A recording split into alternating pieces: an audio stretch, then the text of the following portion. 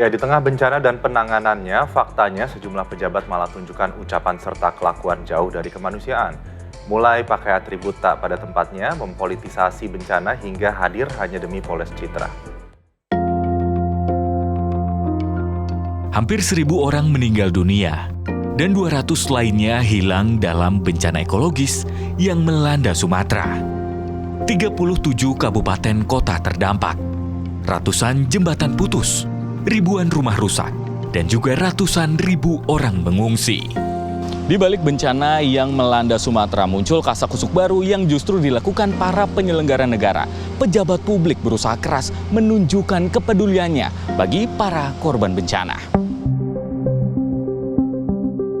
Momen yang melibatkan pejabat kembali mencuri perhatian masyarakat dan memicu diskusi luas mengenai etika komunikasi di tengah penanganan bencana. Kalau bisa Bapak Prabowo menjadi presiden seumur hidup. Jadi yang paling mencolok gaya berpakaian anggota Komisi 10 DPR RI, Verrel Bramasta, saat mengunjungi lokasi banjir bandang di Sumatera Barat. Wakil rakyat dari fraksi Partai Amanat Nasional tampak kenakan sebuah rompi yang disebut anti peluru saat hadir di lokasi bencana. Belakangan, Verrel membantah rompi yang dikenakannya adalah anti peluru dan berdalih gunakan rompi guna memudahkan mobilitas di lapangan. Berlanjut, aksi Menteri Koordinator Bidang Pangan Zulkifli Hasan yang tampak mengangkat 1 karung beras di depan kamera ketika menyalurkan distribusi bantuan.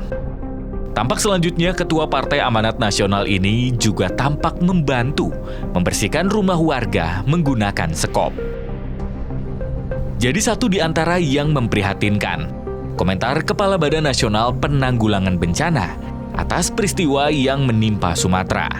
Kan berseliweran di media sosial, nggak bisa ketemu apa, tapi begitu sampai ke sini sekarang, begitu rekan media tadi hadir di lokasi, kemudian tidak hujan. Nah, coba di Sumatera Utara yang kemarin kelihatannya mencekam, kan sekarang yang menjadi hal yang sangat serius tinggal Tapanuli Tengah. Gitu. Yang lain kan relatif masyarakatnya kita lihatlah ya. Jadi saya tidak perlu menyampaikan pendapat apakah perlu tidaknya bencana nasional atau daerah, tapi sekarang statusnya masih bencana daerah tingkat provinsi. Belakangan, Kepala BNPB menyampaikan permohonan maaf atas pernyataan nirempati di tengah musibah yang dialami warga. Belum selesai, kritik lainnya juga diarahkan pada pemimpin daerah terdampak bencana. Mendapat kesempatan dikunjungi oleh Presiden, Bupati Aceh Tenggara justru melontarkan pernyataan yang seolah mempolitisasi situasi kedaruratan. Kalau kita cinta kepada Bapak Presiden, angkat tanganmu semua. Dadakan semua. Tidak ada presiden seperti beliau. Menyapa rakyat, menyapa masyarakat. Insya Allah tadi ada video yang dibuat Pak Presiden. Kalau bisa Bapak Prabowo menjadi presiden seumur hidup. Menuai beragam interpretasi. Kejadian ini pun menuai komentar warga. Pakai rompi-rompi kayak gitu sebenarnya buat saya nggak harus, karena kita kan terjun langsung ke lingkungan-lingkungan warganya seperti itu, nggak seharusnya berpenampilan seperti itu sih menurut saya. Kalau saya sebagai warga ngelihatnya kurang wajar, soalnya itu kayak penampilannya bener-bener matching banget gitu, kayak apa ya, kayak outfitnya terlalu nyentrik gitu. Bukannya saya pro Pak Zulkifli, tapi emang seperti itu keadaannya, faktanya itu ya. Kalau untuk Verrel, saya rasa sangat berlebihan ya. Ini kan bukannya negara konflik, bukannya kota konflik, berpakai pakaian baju anti peluru seperti itu. Tidak tepatnya tindak tanduk perbuatan dan ucapan penyelenggara negara dalam situasi bencana justru jadi kontraproduktif dengan upaya pemulihan para korban. Pertama, pasti tidak etis. Yang kedua, sebetulnya dia tidak nyampe.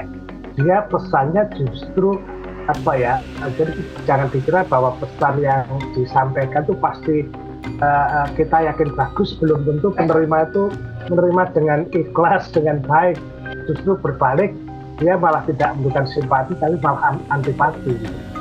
Apalagi kalau dia datang dengan kejumawaan, dengan ketidakjujuran, tidak pakai hati lah itu. Bantuan terus berdatangan bagi korban bencana. Kan tetapi belum lama ini anggota DPR Komisi 1 justru mempermasalahkan bantuan ini dengan penyebutan atau diksi si paling bencana.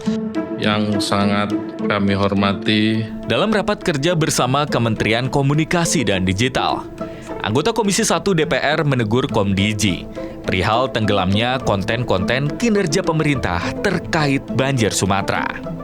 Ada orang yang cuma datang sekali seolah-olah paling bekerja di Aceh. Padahal negara udah hadir dari awal.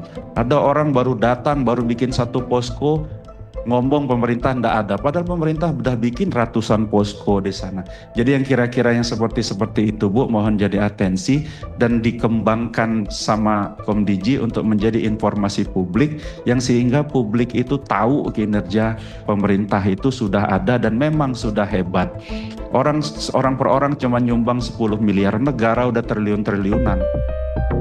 Sebelumnya, publik figur aktivis dan juga konten kreator Ferry Irwandi diketahui mengumpulkan bantuan lebih dari 10 miliar rupiah dalam waktu kurang dari 24 jam. Lebih kurang ada 87.000 orang memberikan donasi melalui situs urun dana untuk diberikan langsung pada korban bencana. Sementara pemerintah sendiri telah menyalurkan sebanyak 500.000 ton bantuan untuk masyarakat terdampak bencana banjir dan tanah longsor di Aceh, Sumatera Utara, dan Sumatera Barat. Equal tersulit di dalam komunikasi itu adalah kemampuan mendengarkan suara yang tidak berbunyi. Artinya apa? Bagi pejabat itu lebih baik dia diam dan mendengarkan dengan baik apa yang dibutuhkan oleh masyarakat. Dalam situasi semacam ini tidak perlu dialog dengan masyarakat, tapi dia sudah tahu apa yang harus dilakukan. Dampak ekologis banjir bandang dan longsor di Sumatera telah merubah lanskap geografis. Sejumlah desa nyaris hilang, sungai berubah bentuk, dan penumpukan material menyebabkan pendangkalan ekstrem. Dalam situasi bencana dan kedaruratan, alangkah bijaknya jika pejabat ini membuat pernyataan yang sifatnya informatif dan juga direktif, mempertimbangkan segala resiko agar di kemudian hari tidak menimbulkan kegaduhan. Adrian Ditya, Agung Maulana melaporkan.